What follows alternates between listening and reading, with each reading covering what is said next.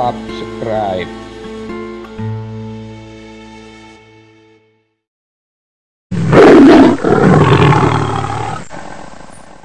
Tebing tempat Basah Qotib dan kedua rekannya duduk seakan berderak, entah karena menjadi tumpuan loncatan para harimau ataukah dampak auman mereka saja yang bukan hanya memekakkan gendang telinga, tetapi juga menggetarkan pusat keseimbangan di dalam liang pendengaran yang tersambung ke otak.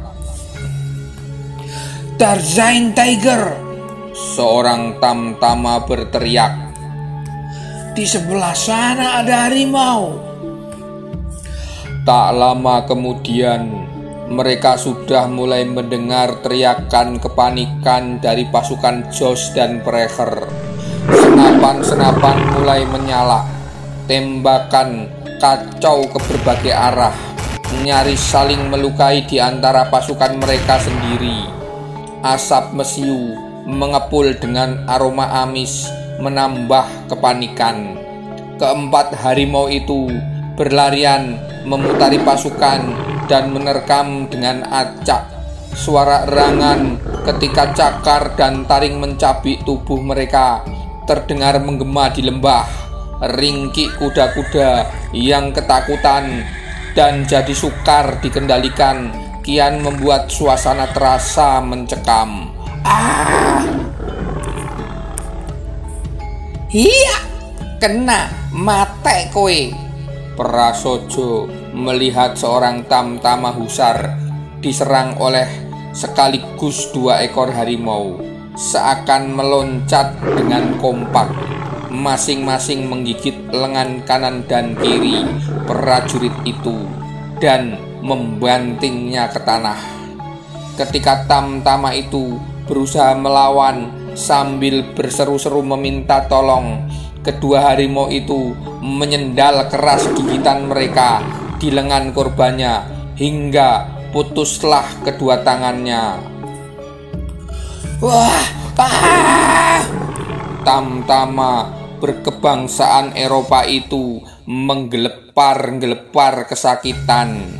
Darah bermuncratan ke berbagai arah dari nadi di luka putus lengannya. Teriakannya makin menyayat hati hingga sang harimau terbesar meloncat dan mendarat di atas dadanya, lalu meletakkan kaki depannya yang bercakar besar ke wajah berambut pirang itu. Entah berapa bobot sang harimau yang ditekankan ke kepala sang korban, tapi bahkan sampai 3 orang pengintai di atas tebing pun bisa mendengar bunyi benda yang terdiri atas padatan dan cairan tergencet lalu remuk. Suara erangan pun langsung reda. Legowo menutupi kedua matanya, sementara Basah Qotib memalingkan pandangan. Prasojo yang semula berteriak senang kini kehilangan kata-kata. Setelah yang pertama ini masih akan jatuh 4 korban lagi. Hampir semuanya adalah prajurit kavaleri yang mencoba membidikkan tembakan ke arah para harimau dari atas kudanya. Melihat harimau-harimau itu menghabisi para korbannya, rasa mual dan jerih makin mencekik bagi Basah Qotib, Prasojo, dan Legowo. "Teruk Dragon! Mundur, mundur!" terdengar suara Precher memberi aba-aba di tengah kepanikan. Terlihat bahwa kapten itu membawa obor menyala di tangannya. "Nyalakan obor kalian untuk menakuti mereka, lalu perlahan kita mundur kembali ke perkemahan."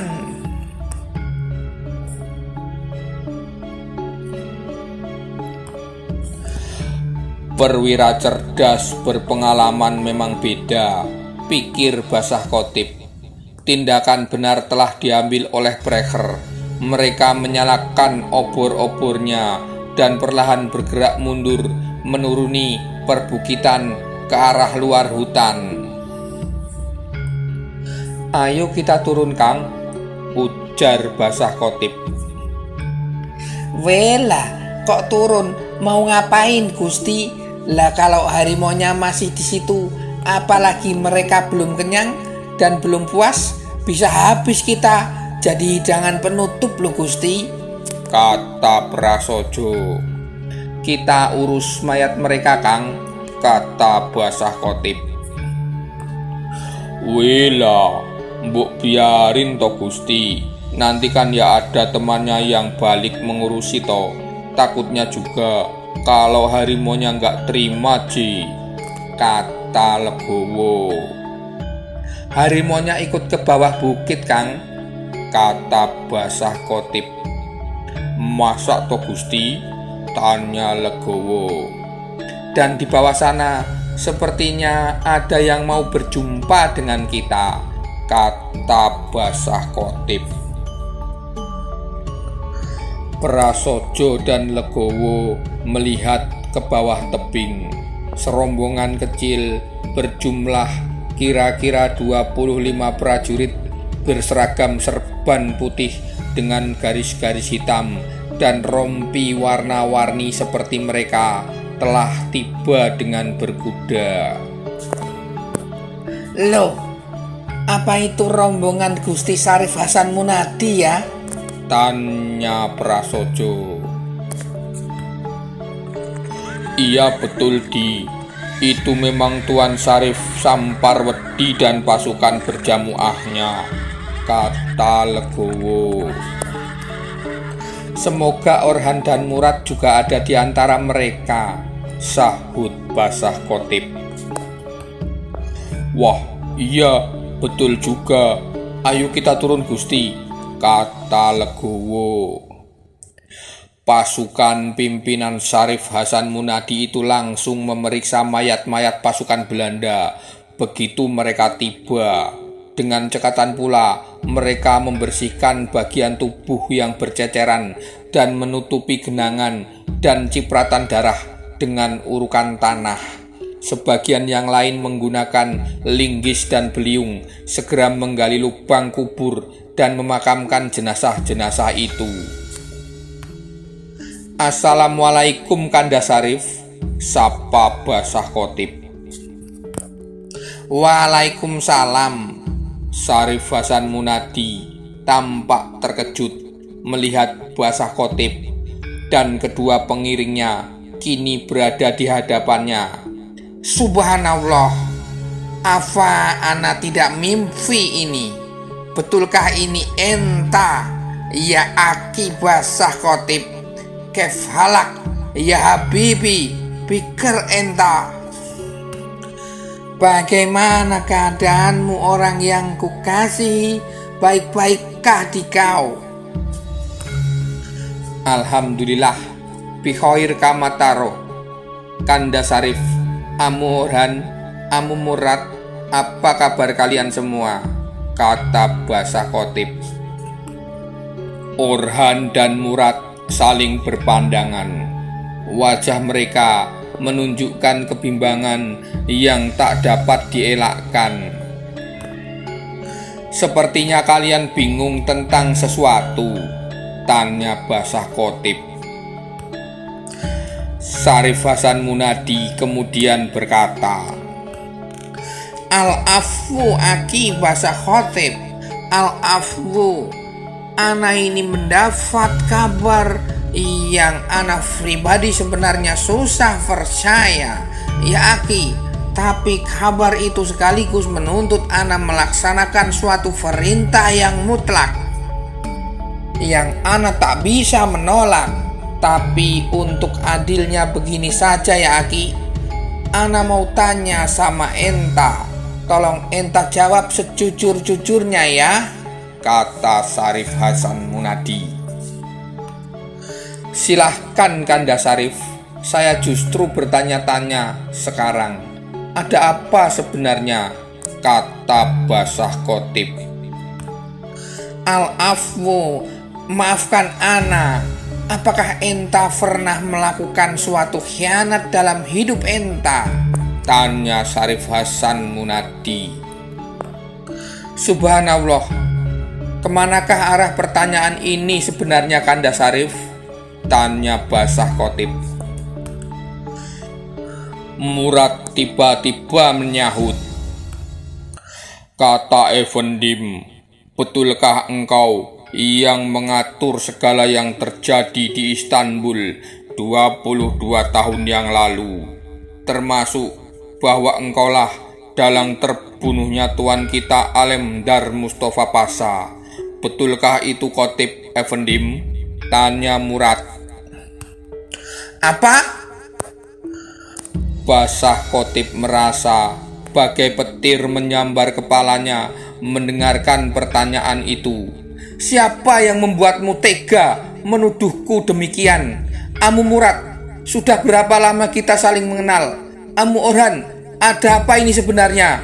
Tanya Basah Khotib. Kalau yang berbicara begitu adalah orang lain, kami pun tidak akan percaya, Efendim. Tapi di tangan Nurkandam Pasha ada buku harianmu dan segala yang terkandung di dalamnya, yang adalah tulisanmu, menjadi saksi dari begitu banyak kejahatan dan pengkhianatan yang kamu lakukan. Kamu yang merancang pembunuhan tuanku Alemdar Mustafa Pasha. Kamu yang mengarang segala cerita tentang rencana ekspedisi Jenisari ke Nusantara. Kamu yang menguasai harta almarhum. Kamu yang memanfaatkan Nurkandam Pasha dan adiknya Nur Yasmin untuk mengambil alih sisa peninggalannya, lalu menghasut mereka untuk mewujudkan rencana ayah mereka yang telah kamu palsukan, hingga mereka berdua harus terlunta-lunta di tanah Jawa ini. Demi Allah, Khotib Efendim, kalau ini semua benar, kami akan mencincang dagingmu, mencacah tulangmu, dan menjadikanmu sop di wajan Akbar Janisari, kata Murad. Innalillah, buku harian apa? Mana mungkin aku mengkhianati orang yang sudah kuanggap sebagai ayahku sendiri. Tuduhan kalian luar biasa keji. Basah Khotib mencoba tenang, tapi dia betul-betul terguncang oleh tuduhan luar biasa yang diarahkan kepadanya. Khotib Efendim, kami tahu kamu memiliki buku harian yang tak pernah terpisah dari dirimu. Coba tunjukkan benda itu kepada kami, tanya Murad. Iya, Ki Khotib Pasha, buat hati anak tenang. Kalau yang asli ada pada Enta dan isinya bertentangan dengan semua tuduhan ini, berarti yang di tangan Basah Nurkandam itu adalah palsu. Tapi jika sebaliknya, Ana harus segera tangkap Enta, sebab kabar yang Ana terima juga, Enta sudah lepas sama itu harim Enta si Nur Yasmin. Dan Enta akan tukar jaminan pengampunan dan hadiah-hadiah buat Enta sekeluarga dari gubernemen dan menyerahkan Sultan kita Abdul Hamid Diponegoro kepada Belanda. Wah, kok pada tega sampai menuduh demikian jauh kepada Gusti Basah Yadi, kata Legowo bergumam pelan. Iya ya Kang, edan semua sekarang, kata Prasojo. Khotib Pasha terhenyak. Dia ingat bahwa ketika menerima tas cangklong kulitnya dari Chow Wan-ji, saudara angkatnya yang menjadi bendahara kepatihan itu mengatakan bahwa catatan hariannya belum ditemukan dan akan dicari untuk nanti dikirimkan kepadanya.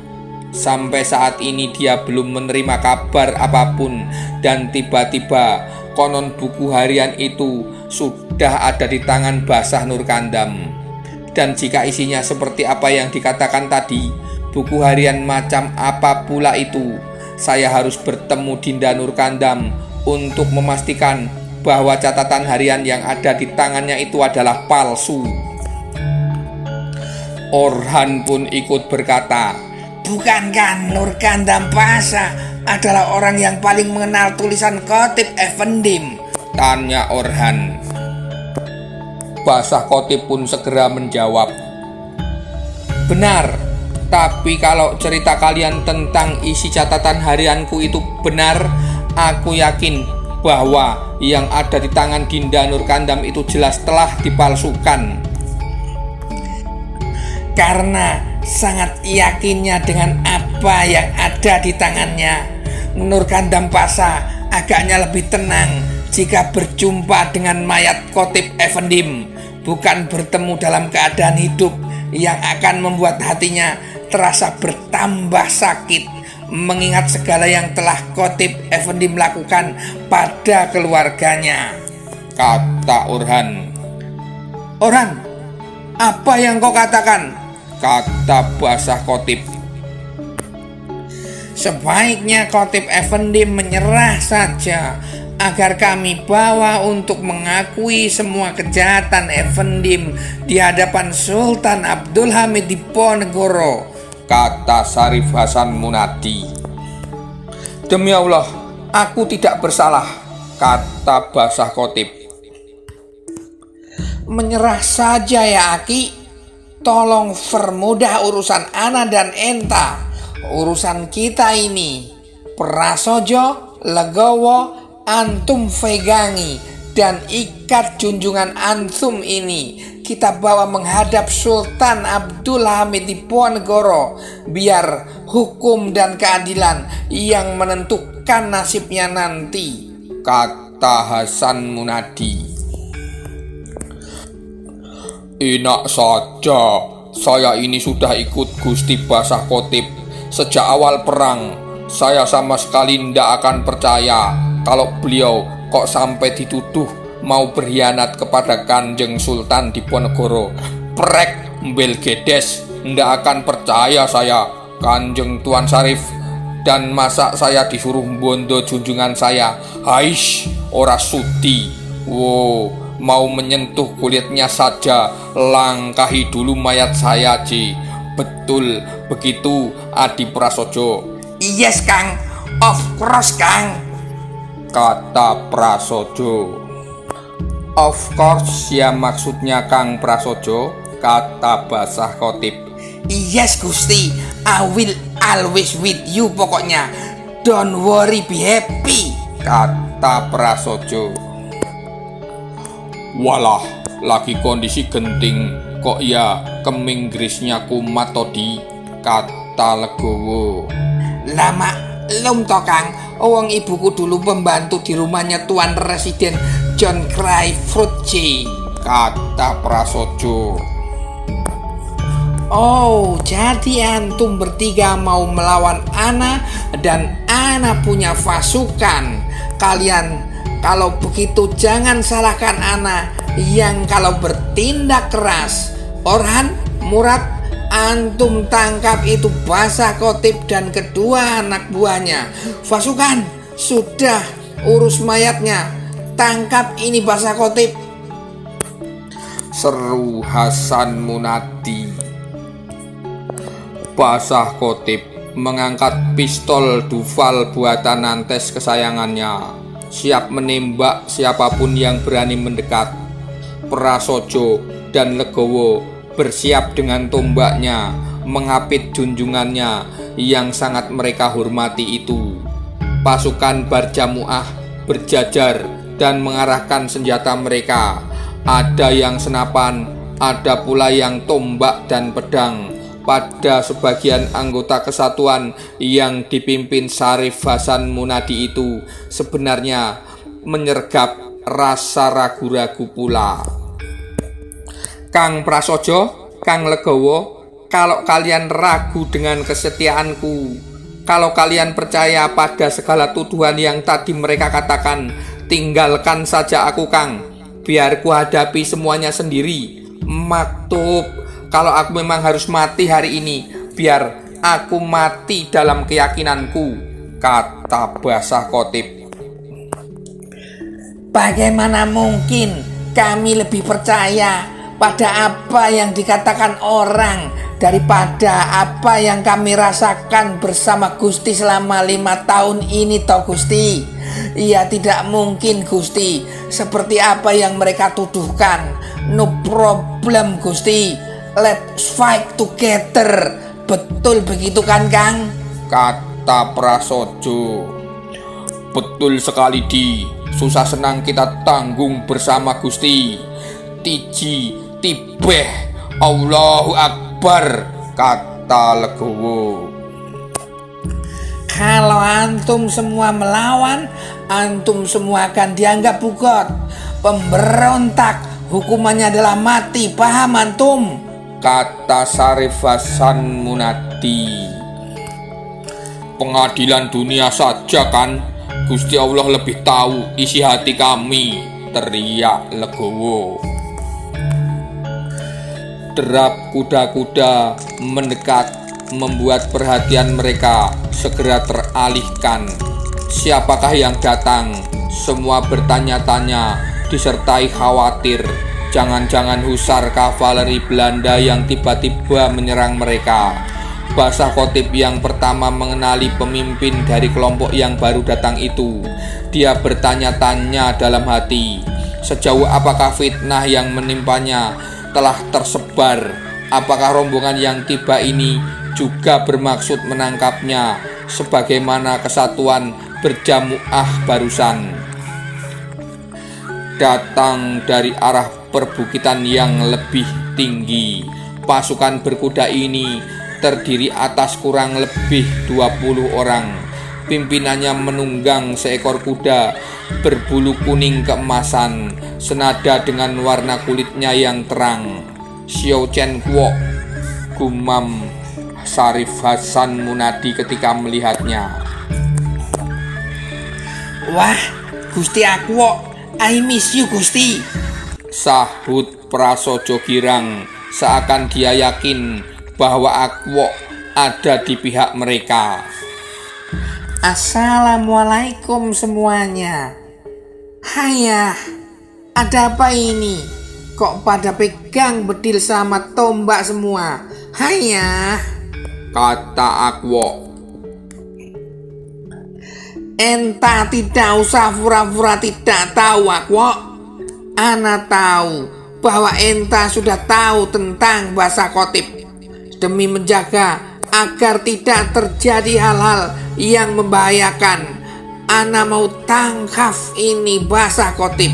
Bagus kalau enta mau bantu ana, kata Syarif Hasan Munadi. Xiao Chen Kwok pun menjawab, jangan bertindak gegabah Tuan Syarif. Hayah, aku memang ingin membawa Basah Khotib kepada Kanjeng Sultan Diponegoro. Hayah, tapi dengan penuh kehormatan dan untuk mendapatkan hukum yang adil. Sebab dia punya hak untuk membela diri dari semua yang dituduhkan kepadanya. Bertahun-tahun aku jadi saudara angkatnya sejak masih di rumah ayahanda Pangeran Ngabei sampai sekarang. Tidak pernah ada satupun riwayat khianat pada dirinya. Hayah, bagaimana bisa sekarang kita menuduhnya melakukan pengkhianatan berlapis-lapis seperti itu? Hayah, ini tidaklah benar, kata Xiao Chen Kwok. Bukankah peribahasa sepandai-pandai menyembunyikan bangkai, baunya akan tercium juga, kata Syarif Hasan Munadi. Bisa jadi Basah Khotib yang ana dan enta kenal selama ini memang bukan dirinya yang sebenarnya, tapi kini kebenaran telah tersibak. Xiao Chen Kwok segera menyahut, jaga mulutmu Tuan Syarif. Hayah, aku bahkan lebih percaya pada Basah Khotib dibanding kepada diriku sendiri, apalagi kepadamu. Hayah. Syarif Hasan Munadi pun berkata, Akwok, jika enta berani menghalangi ana menjalankan tugas, maka enta juga termasuk golongan dia. Bugot antum, pasukan, lumpuhkan dan tangkap mereka semua. Waduh, pertumpahan darah sesama saudara ini, Kang, kata Legowo. Xiao Chen Kuok pun berkata, baik, jika itu maumu Tuan Syarif. Hayah, Basah Kotip, Kang Legowo, Kang Prasojo, aku sarankan kalian segera tinggalkan tempat ini, biar kalian dalam perlindungan kami. Hayah, temukan Chow Wan Ji. Basah Kotip, menurutku kunci dari semua kekacauan ini ada padanya. Cepat pergi. Hayah. Basah Kotip masih terguncang. Dia betul-betul kebingungan dan tidak tahu harus bicara atau melakukan apa. Apa yang sebenarnya telah terjadi. Legowo perlahan menarik tangan junjungannya. Shh, Gusti, ayo kita pergi. Ada hal luar biasa yang telah terjadi dan belum kita mengerti sepenuhnya. Ada yang mencoba mengadu domba dan sebagian orang sudah termakan fitnah. Betul kata Gusti Akwok, kita harus segera menyingkir dulu. Saran beliau bagus, kita cari Gusti Aji. Setidaknya orang terakhir yang menyebut soal catatan harian Gusti memang dia. Ayo Gusti.